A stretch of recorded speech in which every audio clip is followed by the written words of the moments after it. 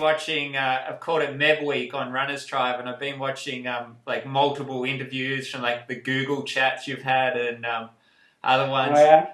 Yeah, it's just pretty cool. So now it's even more. It feels like another video I'm watching, but it's live now. Very kind of you. Oh man.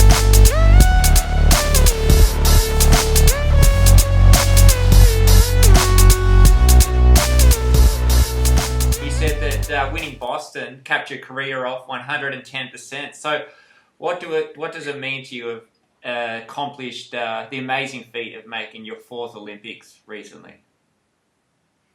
Well, when I started running a P class in 7th grade, that's when my God-given talent was discovered. And yes, winning the Boston Marathon 2014 definitely capped out to 100% my potential or my dreams in terms of resume. But it's a human nature. You always want to do better or you want to try harder and things like that. So that's kind of what is in my DNA. And now to be able to make my 4th Olympic team is beyond my imagination, to be honest, because I didn't think I'd be at the world level or class of running at age 40 or 41. But sometimes we definitely put a limitation on ourselves and our mind and body. But I just feel through hard work and perseverance and surround yourself with good people or good sponsors allow me to have the longevity that I have, and I feel very ecstatic to be able to qualify for my 4th Olympic team.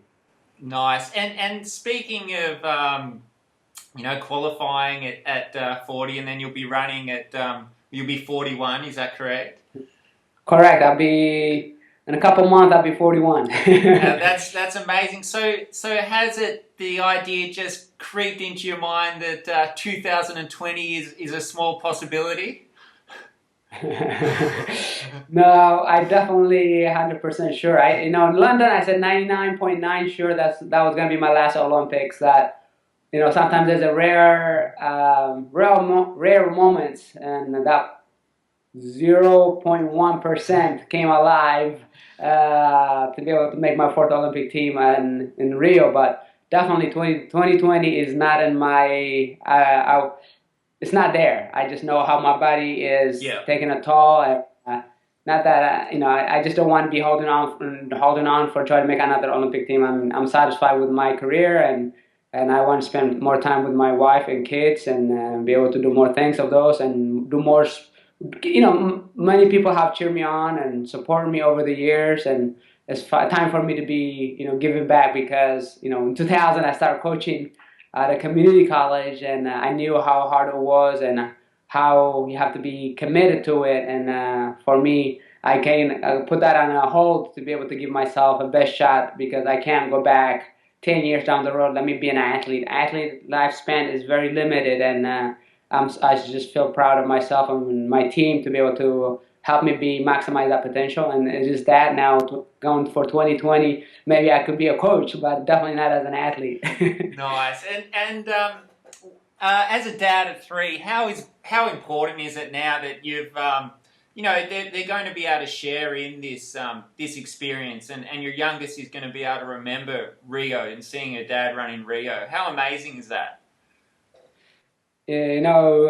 Ross, I always wanted to have kids when I was an athlete and be able to hopefully make a little gap to see what their daddy does and what I do, and for me to be able to have at that finish line of in LA, the Olympic trials, and it was priceless to be able to just come and give you a hug. My wife and kids there, and my parents were there, and most all my siblings were there, and teachers and coaches from 7th grade, and my mentor Bob Larson, and many others that were seeing me grow. So to have my immediate family, my kids was there was an amazing time for me, and I'm so happy that they're at that age where they are because they do kind of have an appreciation when I go away. Whereas when they're an infant, in diapers and things like that, they probably wouldn't get the picture of it, or guys say, "Oh yeah, when you were 6-month-old or 8-month-old, we went to this place." Like, my oldest daughter doesn't remember going back to Eritrea where I was born, but she was young. She was only 15 months. But now the youngest is 6, and then maybe their sisters will talk about it and they can confirm it that they were there versus me just telling her that her dad was an Olympian. Yeah, that's fantastic. And as a dad myself, recently, a lot of people ask me what sport my son is going to play, and what is he going to try to go pro at. Do you get asked a similar question, and what's your answer? Almost definitely. Congratulations on being a new daddy. That's Thank you. awesome. Yeah, people ask me, "Oh, I'm a runner. Do they have kids, and then do they run?" Is like the next question. And Yeah, I'm some ways lucky that I don't have a son because there'll be a lot of pressure on him. But the girls can make their own, gender accolades versus if it was, hey, when I was 12 I was running this, or when I was 15 I was accomplishing this, or 29 I won silver medal. He would have, if I had a son, he would have a lot of to live up to, big yeah, shoes to fill in. But as a girls, they can make their own, and I try to encourage them to do athletics. Both my wife Jordanos and I encourage them to do athletics. Outside it. Right now, the two oldest one tries to do soccer. I kick back a soccer ball behind the on the yard with them, but running is something that I have interest in them, and I think if I have to choose one sport that probably be good at and for me to enjoy, it would be tennis. oh, nice, I can see nice. him practice, go there and whatnot, but running is a lot of hard work. Not that tennis is not, but you just you do cross country, you got to run a few miles to cheer them on and things like that. Whereas tennis or soccer is in a stadium, and with track and field has that, but it's not the same. Being a distance runner, that is, you got to go run a few miles and come back and then do couple weeks of track workouts. But is whatever athletic endeavors they have said, or we try to expose to them as much different sports and music and art, and but we definitely want to be them to be outside and be active, but we'll support them to whatever we can. That's fantastic. And so in 2000, you ran the 10,000 metres at the Sydney Olympics. You finished 12th overall. You broke 28 minutes for the first time in your career. Can you talk us a bit through, obviously you're talking to an Aussie now, a bit about the Aussie experience and what you thought of the culture over here? I love Sydney. Kind of remind me of San Diego, and people often ask me what was the most memorable Olympics. Like I said, I've been three Olympic. Hopefully, Rio will be my fourth Olympic again now that I made it. But Sydney is the most that stands out because we went there for 3 weeks early. We had the training camp where I did the opening ceremony on Thursday. I remember Friday was the prelim, and then Saturday and Sunday off, and Monday was the final. And we had 2 weeks of vacation. It was early on, 10K. I had the flu. I stayed in the village, and I got all the Olympic experience to be a spectator and to be a participant. And but yeah, that's what stands out more for me as experience-wise. In Sydney, the Australians went beyond their mean to make sure we were hospitable and we were taken care of. Was prior to 9/11. You can wear the USA with proud wherever you went and things like that. So it was one of the most fascinating moments for me to be in Sydney. My parents made it, and then my brothers were there. So it was fun. I mean, Sydney did a great job, the Opera House, and they have a place called meet at AT&T meet and greet, and then we took the ferry, we took the train, we took the buses. As long as you show them your Olympic ID, you were welcome wherever you went. It was fun. I got a good shot. I mean, as your first Olympics, that must have been just so powerful. Oh, it's an amazing opportunity. It's a great memory. That's awesome. And I hear pre-race or pre-training you like to have just a coffee or tea with toast and peanut butter. Did you ever try Vegemite pre-race or pre-run there? Honey and toast. Yeah. That's the scent of it, but not a veggie. But I'm always up for trying something new. And practice, and then if it works, then it works for races. But I'm always maybe have to give it a shot. Yeah, you should give it a shot. It's an acquired taste. It's very, very Australian Vegemite, but you never know. It could be the secret to the 2020 0.1% of making the Olympics there. That's pretty good. So look, I've heard you love setting goals. What's the next goal for you? My next goal is to be able to finish up my career at 26 miles at 42 years of age, and Rio will be my 24th marathon. I got two more after that. I'm trying to make a decision on which one they will be. and I'm trying to educate my girls to how far a marathon is, 26.2, and in kilometers, 42 kilometers, and I think be appropriate to stop at 42 years old at 26.2 marathons in my career, and eventually after that I want to go into motivational speaking, and also for businesses and graduations, commencement speeches, and then also work with the Meb Foundation, maintain excellent balance through health, education, and fitness for kids. And you never know what, I never plan where I am, so just trying to surround myself with good people, and there's some business interests that I have that I'd probably like to check it out. But I never had a weekend really. Always training. I like to take a little break and enjoy time with my family. Nice. And talking about the Meb Foundation, how can Australians kind of get behind that? The Meb Foundation is something that is for young kids. Most people here in the U.S., they don't have a physical education class, or they eliminate them because of budget cut. And I'm not sure how Australia is, but we used to do the push-ups, the sit-ups, the pull-ups, and 50-meter dash or a mile run. Those are fun. When kids are really happy when they're outside. And then making goals. You're gonna throw a ball. How far that's gonna go? You have to set goals. And commitment and perseverance and never giving up. If we can teach those little things to make them be a better student or better contributor to society. And in Australia, how they can if they do come run marathons, whether there's a Boston and New York City marathon, they can run for the Meb Foundation, raise money for me. I would love that. And then if it's something that we can do to help kids get on their feet in Australia, I would love to come there and do something there, because hey, anytime take a trip to Australia to do something good, worthwhile, would be awesome besides the Olympics. That's awesome. Yeah, you're obviously welcome anytime. You can hang out with the Runners Tribe team. That'd be amazing. Well, Australia and the US, they're so paralleled in kind of what we need to do for getting kids active. And so, the Meb Foundation is pretty bang on, like, as opposed to diet or anything else. First is activity and getting out and promoting that. So, yeah, it's really, really positive what you're doing there.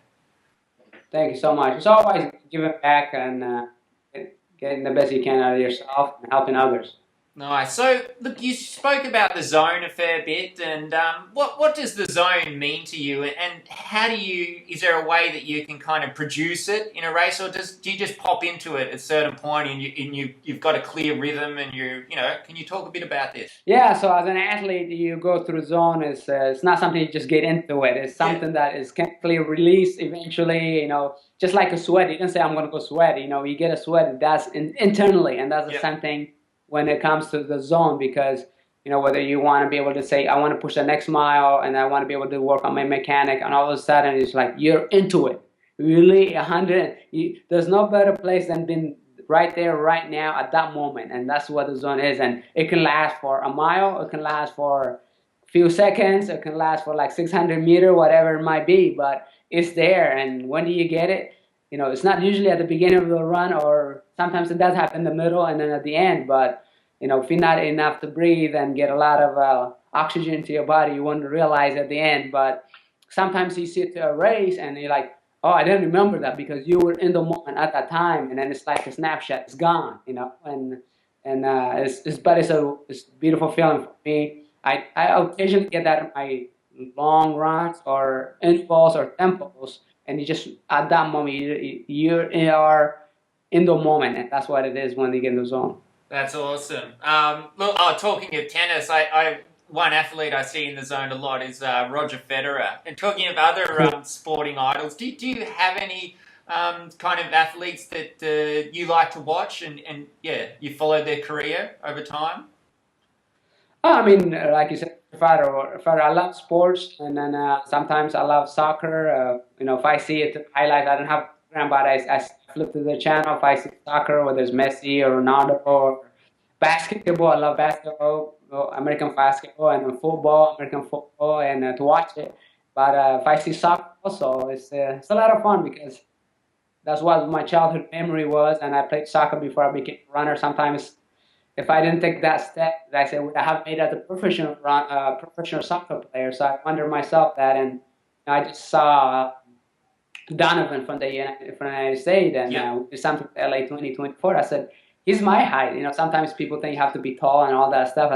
I tell my brother, I'm like, you see, I would have been a soccer player just like him, like Donovan. So we are about the same size, same stature and stuff. So, but I like the individual results you get from running, because sometimes the coaches won't give you a fair game, or put you in, put you out on a soccer game, and you might miss that one snap up opportunity to score. I'm a forward player, and if the scouts are not there, then you might not be able to get opportunity. So running, you get out of it what you put in it. Nice. And obviously, right now you've got a clear goal. You're going to run Rio.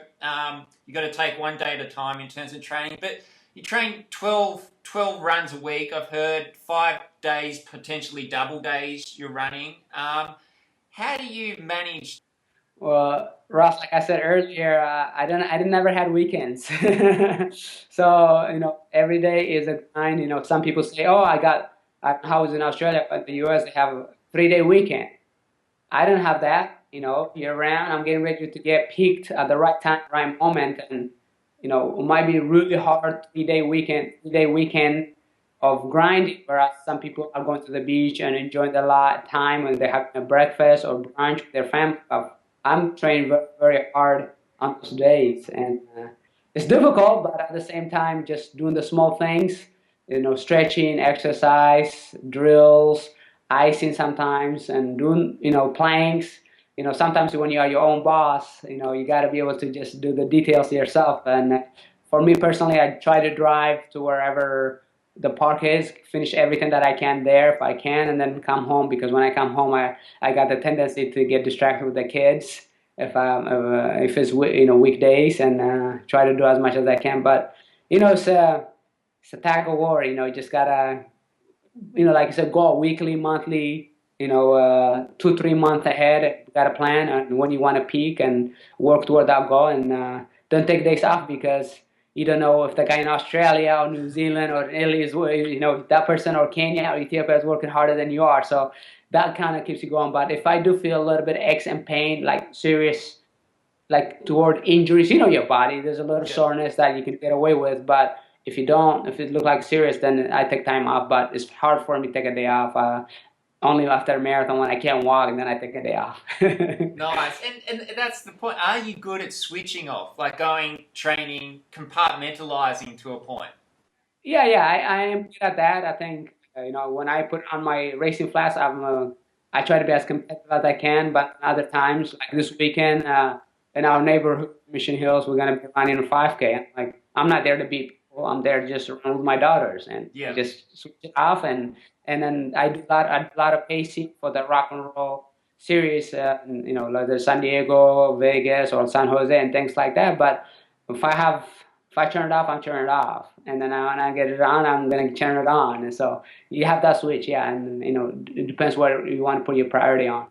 Nice. And how important are the one percenters to you? Again, that's something you speak about, especially in your book, Meb for Mortals.